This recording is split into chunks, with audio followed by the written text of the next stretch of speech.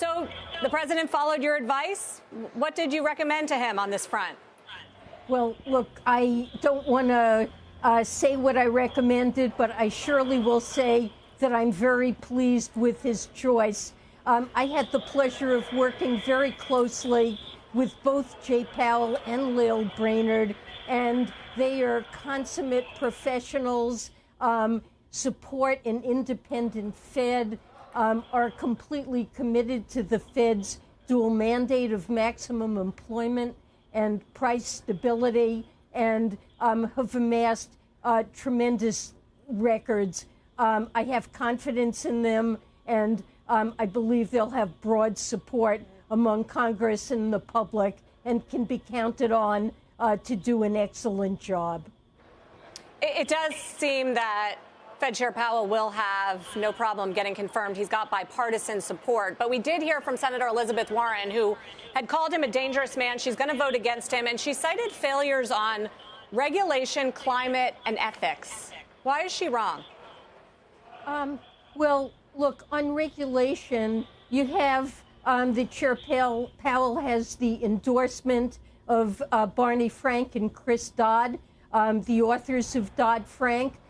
He's clearly someone who adheres to the core reforms that were put in place and has been supportive of them. And they have basically said that they see that and feel he's the best person to lead the Fed. And I concur with that decision.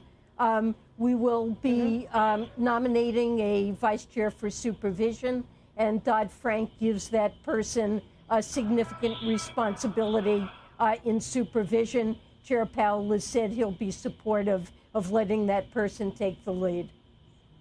When we heard the announcement. Yeah. Oh, yeah. Go ahead.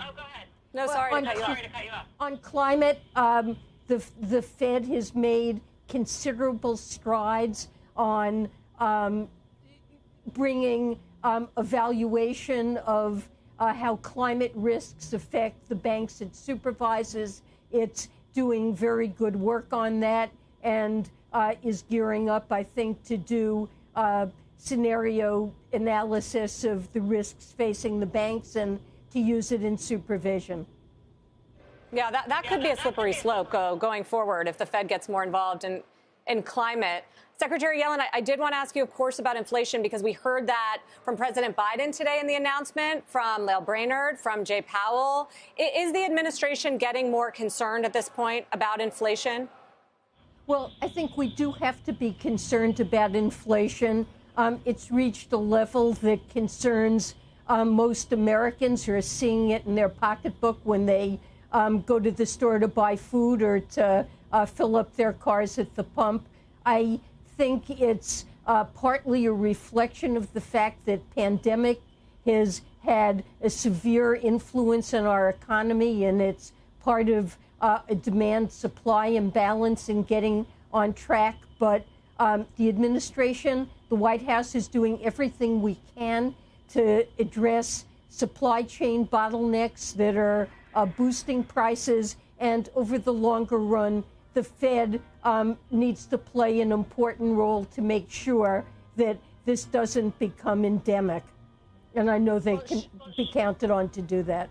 Should Powell continue to prioritize the improvement in jobs? There's still more than 4 million lost since the pandemic over inflation, because that's been the policy so far, but many are calling for it to change. Well, I'm not going to weigh in on the details of Fed policy. The Fed's mandate involves low and stable inflation over the longer term and also maximum employment. They put in place a new framework for how to handle the balancing of these two mandates and detailed questions of tactics and timing. I think we can leave to the Fed. I have confidence in their ability to make good judgments there.